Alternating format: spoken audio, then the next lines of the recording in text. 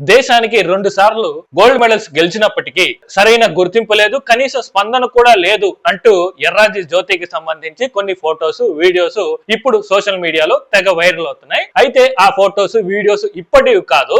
ఆంధ్రప్రదేశ్ కి చెందిన ఎర్రాజీ జ్యోతి మే 29, 2025 సౌత్ కొరియాలో జరిగిన ఏషియన్ ఛాంపియన్షిప్ లో ఉమెన్స్ 100 మీటర్స్ విభాగంలో గోల్డ్ మెడల్ గెలిచారు. అలాగే 2023 లో సౌత్ కొరియాలో జరిగిన ఏషియన్ ఛాంపియన్షిప్ లో కూడా గోల్డ్ మెడల్ గెలిచారు. ఆ వీడియోనే ఇప్పుడు తెగ వైరల్ అవుతుంది.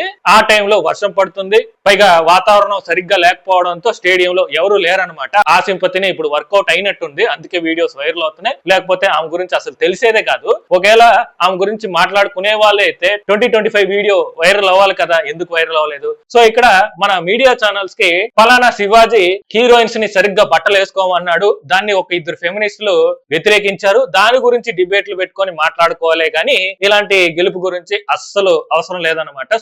చూడు బాబు, జీవితంలో